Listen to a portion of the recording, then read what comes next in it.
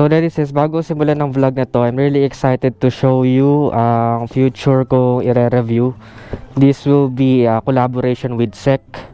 So meron ako ditong i-unbox na helmet from SEC. So hindi ito yung first time na gagamit ako ng SEC na helmet.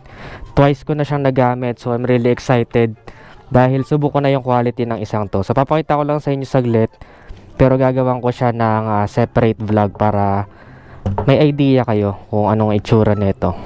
So ayan, yung SEC na gagamitin ko. So update ko kayo kung kamusta ba to gamitin. This is Windstorm version 2, solid gloss black. Gusto ko yung glossy kasi mas madali siyang i-maintain compare sa matte. Yun lang yung personal preference ko. So I'll update you guys kung anong performance nito. So without further ado, let's get right to the vlog.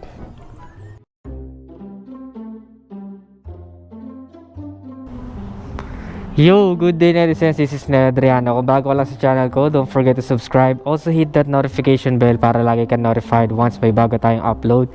So for today's vlog, ito din yung isa sa napakaraming request, yung Honda Click 150i 2020. So yun, dati lumabas na yung version 2. Ganito yung itsura niya dati ng version 1. Ito, ganito pa yung itsura niya noon. Ayan, ganyan yung looks niya. Tapos lumabas yung version 2. Ito actually 125 to. Ito yung version 2 na 150. Malalaman mo agad na 150 noon dahil sa color variant niya. Plain lang yung mga Click 150, tapos may decals lang dito. Yun, napakaganda. And may idling stop system. Yung 125 kasi wala. So yun, lumabas na tong bago na 2020 version. Tingnan natin kung ano ba yung mga naiba. Noon, meron bang specific upgrade na nangyari. So for the price muna, may iba naman tayo ngayon. Unahin natin yung price. Nandito tayo ngayon sa New Nemar, Binyan, Laguna. So for Honda Click 150i, it is 98,900 for SRP. Or full price niya is ayon. And kung installment naman, magda-down payment ka ng 8,900. Kung 12 months, 9,750 yung monthly mo. Ang rebate is 100 to 200. Kung 1 year yun 1 year to pay. And then kung 24 months, magda-down ka ng 6,000 pesos. Ay, magma-monthly ka ng 6,000 pesos. Pare-pares lang yung down, 8,900. Tapos may rebate na 200 to 400. Depende yun sa, kung updated ka 200, kung advance ka ng 1 month is 400. Tapos kung 36 months naman, 4,750. Ganun din, ang rebate is 200 kapag updated ka, 400 kapag advance ka ng 1 month. So yun, ayun yung kanyang price for the Honda Click 150. Equipped siya with the keyless system. Ito, yung key niya, smart key kung tawagin. Meron siyang locator, meron siyang alarm.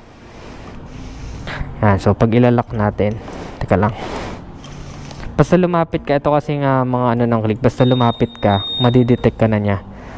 Ayan siya. Tapos pagka umiilaw na to, pipindutin mo to, kapag malapit yung susi, pipindutin mo to. Make sure lang na siya, naka green. Ayun green. Kita ba? Ayun green. So kapag red yon, hindi yan gagana. So kapag nakailaw na yan, pwede mo na siyang buksan ulit. Ayun, may high beam, engine brake, etc. So yun yung engine check. Engine check. So simula muna tayo sa panel gauge, since nandito na rin naman. May clock, may trip A, kilometers per liter. So kapag mas mataas to, mas matipid ka sa gas. Itong gauge na yan, napupuno yan habang umaandar ka. So pag mas mataas yung gauge na yan, mas matipid ka sa gas. Yung fuel niya nandito, kung empty na and full, dyan mo makikita. Dito is select trip B, average fuel consumption, nandyan. Actually ang average fuel consumption niya is 52 kilometers per liter. Okay, nakapag-review na ako noon nito, nakapag-test drive na ako. Ililink ko na lang sa baba kung gusto niyo mapanood. By the way, ito ay for 2020 version na, no? Tapos yung voltmeter niya napaka-importante kasi wala na tong kickstart. So para ma-monitor mo kung nasa tamang battery life ka pa ba or capacity, dito may voltmeter na siya na built-in. Tapos yung total niya, yan o, bagong-bago, wala pa na itatakbo. Ayun, 0.2 kilometers. Kung i-reset mo, dito naman sa kabila. Alright, so ayun lang, papatayin ko na, no, kasi bibilihin na to. Tapos sa kaliwa ng side niya, merong high beam and low beam. Dito mo makikita, merong busina. Pakinggan muna natin yung busina. Ayun, lakas ng busina niya. Yun ang gusto ko sa mga Honda, ang lalakas ng busina niya. Tapos may signal lights dito. Yung signal lights niya, yung sinasabi ko na hindi ayoko, actually yung ganito signal lights hindi ko gaano trip, pero yung mga Honda signal lights na ganito, napakagaling nilang maggawa ng ganyan dahil walang awkward na angle. Kumbaga mapipindot mo siya na maayos. Ayan, easy lang siya, mapipindot mo na maayos. Sa kabila naman, dito may makikita yung idling and idling stop system, and also yung kanyang power button nandito. Ayun, so doon mo din siya i-on kung gusto mo siyang pihitin. Ang maganda dyan is kaliwat kanan yung clock niya. So pwede mo siya i-lock dito. Ayan, nakalock na, sa kaliwa ngayon yan. Tapos pwede mo siyang i-lock ngayon sa kanan. Ayan, nakalock na rin siya. Tapos meron siyang alarm. So yun guys, medyo natanga lang ng konti, pasensya na. Paano lang pala, paglayo ko na ganun, okay na. Kasi nade-detect niya malapit pa yung remote Bakit nga naman siya mag-a-alarm? Nakasakay pa yung may-ari. So ayan ngayon na lumayo ako ng konti, ayan na, nag-a-alarm na siya. So pipindutin mo dito, ayun, para huminto. Tapos ito yung locator niya. Ayan iilaw siya kapag ilo-locate mo. Ilaw siya, ayan locator niya. Pwedeng may tunog, pwedeng ilaw lang, depende sa'yo. Tapos ayun, balik tayo dito sa sa sinasabi ko kanina. Idling stop system, para saan ba yan? Ito yung pampatipid lalo sa gas. Kung matipid na to sa gas, dahil lang 2 valves lang to. Ang kanyang engine, by the way, is 4-stroke, single overhead cam, liquid cooled, and 150cc. So ayan, may idling stop system siya kasi ito yung kapag huminto ka, halimbawa bukas yung makina tapos huminto ka sa stoplight o kung saan man, kapag 3 to 5 seconds na hindi mo ginagalaw yung motor, mamamatay yung makina. Twist mo lang ulit yung throttle, haandar ka na ulit, bubukas na ulit yung engine nya. So nami-minimize yung pagod ng makina, nagre-result siya into fuel efficiency. Yun yung maganda sa kanya. And at the same time, bakit may on and off? So pag namamonitor mo na mahina na yung baterya mo dahil sa kaka-alarm mo o kung ano bang pinagagawa mo or matagal na yung motor mo, naka2 taon na, or kung ano kung depende sa usage mo, kung mo na mahina na, pwede mo siyang i-off para makatipid ka ngayon sa baterya. Ayun yung niya, kung bakit may on and off button. And yung iba na medyo sanay sa classic na mga scooter, hindi rin nila ino-on kasi para naiilang sila, or kapag tuloy-tuloy yung biyahe, yung mga long drive, hindi nila ino-on. Pag city driving, napaka-useful niyan. Alright, tapos equip din siya with Combi-Brake System. Meaning to say, kapag pinindot mo tong kaliwa, may konting mapapasama sa kanan. Ito kasing kaliwa is rear brake, ito naman is front brake. So kapag pinindot mo to, ayun kung makikita nyo, nagalaw din. Ito pinipindot ko, makikita nyo, nagalaw din to, napipiga ng konti.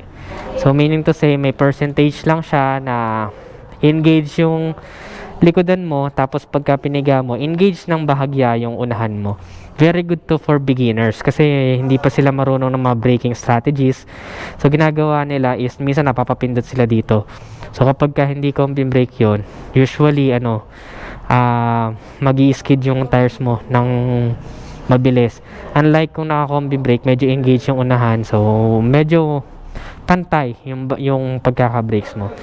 Though, sa mga more experienced riders, medyo maninibago kayo ng konti sa combi-brake system. But still, sanayan lang naman yan, no?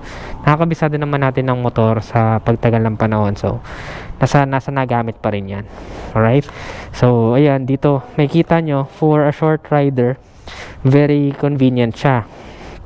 Ang kanyang seat height is 769mm. So, naka-center stand lang to, pero abot ko siya around 5'3" ang height ko kapag nakasapat, 5'3 and a half pag nakasapatos is 5'4". So, abot na abot ko siya, no? Ito, naka-center stand pa to. So, abot to ng kahit 5 flat. Feeling ko nga kahit 4'8" na tao, as long as medyo may experience na sa pagmumotor, kayang-kaya pa rin itong i-drive. And the good thing is, para naman sa mas matatangkad na riders, makikita nyo napakalawak pa ng legroom nya. So, meaning to say, kung kaya naming maliliit, mas convenient to para sa inyo. Hindi siya awkward sa mga matatangkad actually. Sakto yung ano nya. Sakto din siya para sa matatangkad. 2 asymmetrical pockets. Nakita mo dito yung mababaw. Gustong gusto ko to for coins kasi bawa may mga biglaan na babayaran or iaabutan. Yung mga abutan mo na parking boy. Minsan sa amin may mga toll gate na may mga toll gate na may bayad na do, so easy access. Dito naman sa isa medyo paganto siya. Medyo paslant, no? Pag naglagay ka dito ng tumbler, medyo alanganin. Pero good thing pa rin kasi malaki tong bulsa na to. Very useful pa rin yan sa mga dala-dala natin. The same time, meron siyang sabitan ng bag dito. Yun. Tapos, ang pansin ko, hindi lang ganun kalaki yung space dito para sa bag. Pero still, meron ganito. No? Ang maganda dyan, bawin-bawi naman siya kasi yung seat storage niya naman is kasya yung full face helmet. Para siya buksan, tatapat mo lang to sa seat. Ganun mo muna, kailangan na ilaw tong orange na yan para magalaw mo tong washing machine dito. Tapat mo sa seat, tapos pindutin mo tong seat. So may maririnig kang clicking sound. Yan, open na yung seat nya. Ang seat storage nya, dito ba sa akin yun? 18 liters sa pagkakaalam ko. 18 liters ang seat storage. Ayun, nandun pala, 18 liters. So kasya dito ang full face helmet. No, pasok mo na lang sa loob yung helmet para makita mo na kasya. Ewan ko kung may full face dito, wala eh. Ito na lang, half face nga lang to, pero full face kasi kasya eh. No, so yun, ipasok mo dito yung mga jacket mo para magkasya siya ng husto. Pero yan, in case lang, para may reference lang kayo. Yan, half face lang yan, kasyang kasya. Pero full face, ilang beses ko na po na-try, kasya din. So very good siya, very good.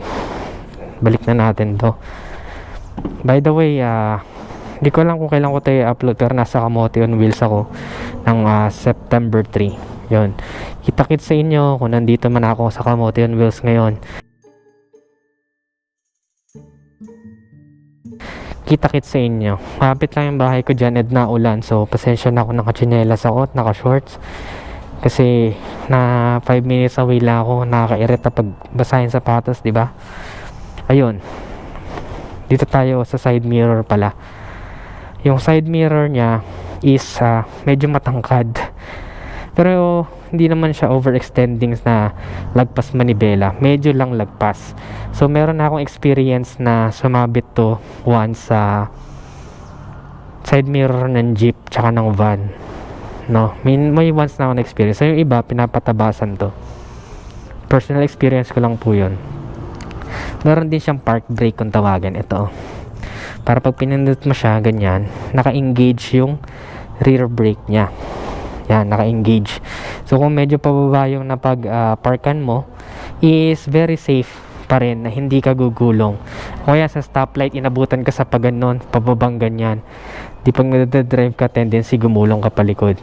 Pero dahil meron nga siyang ganito, park brake, so safe siya sa mga ganong scenario. Very good siya. Ang mapapansin mong kaibahan niya, to be honest, sa older version is yung decals. Medyo makikita mo na dito yung decals ng version 1 na 150. may konting ganyan din siya, 'di ba? So wala na yung emblem niya. Pero yung extra fairings niya dito, yung bangka, no, hanggang bangka dun sa ilalim is ano na, iba na, oh. Glossy naman, medyo glossy. Ito is matte. Pero medyo, yung ganda ng ano niya, quality. Malleable siya, or ayan, oh. Pag pinipindot-pindot mo is sumusunod. Maganda yan kasi ibig sabihin, kapag ka nabunggo ka, hindi siya agad-agad mababasag kasi nag-absorb siya ng shock. Ayan, Combi-Brake nakalagay. All LED pa rin yung kanyang headlight. Buksan natin kung kita.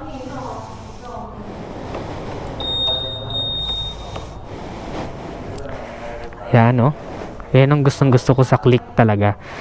Kaya tinawag tong game changer kasi ayan, no, sila nagpauso ng may ganyang kilay, 'di ba? Tapos napaka-stylish, wala pa siyang hazard. Napaka-stylish ng signal lights. Tingnan mo naman yung signal lights na yan, no? So ba namang genius ang nakaisip niya, no? Napakaganda, no? Sobra pogi talaga netong click. Ayan, no? Tapos dito, ayun yung busina niya nandun. LED na yung headlight niya. Kapag hinaibim mo, mas panalo ang itsura. Super pogi, no? Sa likod niya, LED din. Yun ang kagandahan sa kanya. Kitang-kita kahit tanghali. Ayan, no? Kitang-kita, no? Kahit tanghali. Tanggalin natin. Oh, ayan, no? Ganda, no? Signal lights niya ito. Though, hindi ako masyado fan ng ganitong signal lights kasi nga, kapag nadali ng angkas na sasakay o mga batang naglalaro, pwede siya mabali. Ang good side naman nito, napaka-porma kapag ganyan ang signal lights. At the same time, maganda pagkakamount ng Honda. Hindi siya yung tipong ano, yung parang nilapag lang na naka-glue stick lang na parang mababali agad. Maganda, oh. Tingnan mo, tibay siya. Maganda pagkakamount niya. At may LED light pa para sa plaka. Pogi, no? So, may ACG na rin siya or tahimik na siya kapag in-start mo dito. Tahimik na siya. Wala na siyang ignition sound. And nakakatulong din yan para mas matipid yung konsumo ng baterya. Ganda. Isa pa, ang gulong tubeless na. Ang gulong niya tubeless na. Ang size ng gulong niya sa front is 90 by 80 by 14 MC 43P. Tubeless na. Ang napansin ko, no, may konting kaibahan ako napansin sa pagtry ko ng 125 na click at saka 150. Yung click na 150, hindi gaano, hindi ko masasabing hindi madulas yung gulong niya eh. Pero compared sa 125, mas may konting kapit akong nafe-feel. Base lang isa pakaramdam ko, guys, ha. Nung tinry ko yung dalawa, kasi yung 125, naku, saksakan dami ng review ko na dyan. Itong 150, meron na rin akong full review nyan. Nandyan sa comment section kung gusto nyo mapanood. Medyo matagal na. Mag-iisang taon na yata yung pagkaka-review ko. Naka-disc brake siya. Ang wheel type niya is cast wheel. Ang ground clearance niya is 132 mm. So, sakto lang siya. Hindi siya sobrang taas, hindi rin sobrang baba. No, so, sakto lang to sa mga regular na humps tsaka sa mga bumpy roads. No, sakto lang siya. Hindi siya sobrang taas. Hindi rin siya sobrang lowered. Meron siyang kill switch sa side stand. So, kapag naka-side stand, mamamatay yung makina or hindi mo siya mabubuksan. Okay? Tapos, yung isa sa mga downside niya para sa akin is ito. Nandito yung kanyang battery. So, medyo nakakatakot siya isulong sa mga baha. Pero marami na ako nakausap na owners ng click na nais na isugod na nila ng halos hanggang dito. Lubog na to. Pero, hindi naman na damage. Madudumihan yung loob niya. Papasukin pa rin ng putik. Pero, hindi naman na damage yung pinaka-battery niya. Pero ang recommended ko, guys, kung kayo man merong ganito or bibili nito, kapag nakita nyo yung baha, patayin nyo na lang yung makina. Tulak nyo na muna. Or as much as possible, kung alam nyo yung baha sa daan na yun, wag na kayong tumuloy. No? So, ayan ang medyo downside ng matte fairings. Kapag ka, mamumuti siya ng konti. Kulang lang to ng konting lotion. Lotion yung mga Armotech ganyan, yung mga pang matte. Huwag niya gamitan ng mga pang glossy, sayang yung mga matte fairings. Yung loob niya, pinagkaiba ba? Tignan natin ha. Ito yung dating click. Ay, parehas lang. Na-expect ko kasi yung parang sa mga Mio. Sa mga Mio kasi yung loob niya parang leather yung yung ina-achieve. Kung kita dito parang leather yung ina-achieve na fairings. Pero ito is straight up, halo siya. Combination ng glossy tsaka ng matte. Ito yung sabi ko, gusto ko gantong, gusto kong tapakan na angkas. Ayoko na rubber pa. Sa 125 rubber pa siya. Pero ito, premium na yung quality niya. Ganda na, no? Solid na siya. Yung pipe niya, exhaust niya parehas din. Ganun pa din. Stylish, sporty look na. Tahimik, no? Sobra tahimik.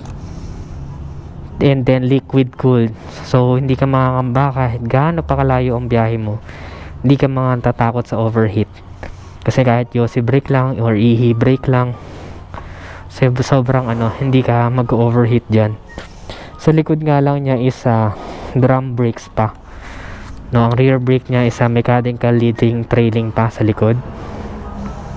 Iba rin, alam ko iba rin tong wheels niya, style ng wheels compare sa 125. No, and tubeless na siya.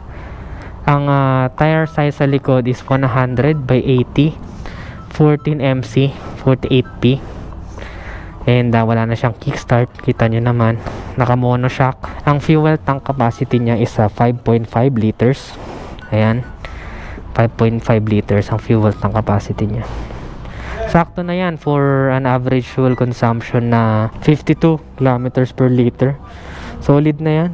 Ang max power niya is 9.7 kilowatts at 8,500 RPM. Maximum torque is 13.4 Newton meter at 5,000 RPM. Overall dimensions, length is 1,919 millimeters. Width is 679 millimeters. And height is 1,062 millimeters. Ang bore and stroke is 57.3 by 57.9 millimeters. Ayun lang. Yun lang siguro masasabi ko. Ito sobra solid din. Gusto ko din tong niya. Iba din, matte na rin ang niya. Matte na rin pala. Yung dati ba? Okay. Ganun din pala. Yung 125 kasi medyo glossy. Glossy yung niya. Ito matte na. Yung grab bar for pillion ride. Solid na. Kaya ito perfect. May sabitan din dito ng helmet, no? Kung iiwan mo, sabit mo dyan yung helmet mo para hindi makuha basta-basta. Dito lang. So overall, yun lang naman ang nagbago, guys. Yung color variation lang. Extra decals na ganyan. Yun lang naman nagbago. Fairings. Nag-iba na siya, no? Monoshock sa likod pa din. Solid. And very neat na design. Ayan, may ganito, mayroon pang goma sa loob. Di tatalsik kung saan. Medyo malayo lang to. Kaya yung iba nagpapa-tire hugger. Kasi pwedeng kumalat kung saan yung dumi. Tubeless na gulong, perfect na rin. Ayun lang, siguro. Tapos nakita nyo naman, meron siyang alarm. May locator. Ito pa pala. In case mawala, last but not the least, in case mawala yung susi ninyo, may naiwanan kayo dito sa loob na importante, tanggalin nyo lang to. Ayan, tatanggal siya. May kasama bibigay sa inyong susi na ganito. Gaganyanin nyo lang dito. Ayun, may magnet combination siya. Balik mo yung takip para hindi mawala.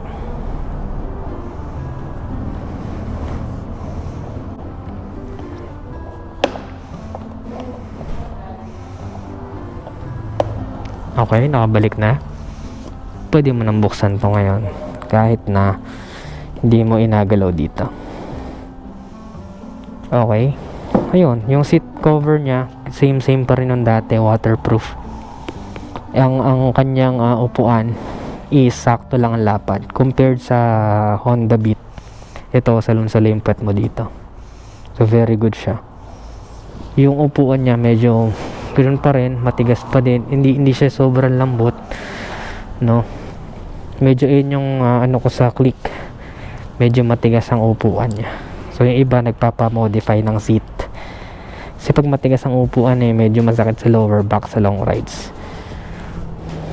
Sakto lang to, hindi nang magbo-bottom out yung puwet mo dun sa pinaka, kasi mas matigas yung kaha. So okay na siya for me. Sulit ba ang Honda Click 150? Definitely guys, kasi napakatipid nito sa gas compared sa mga counterpart niya.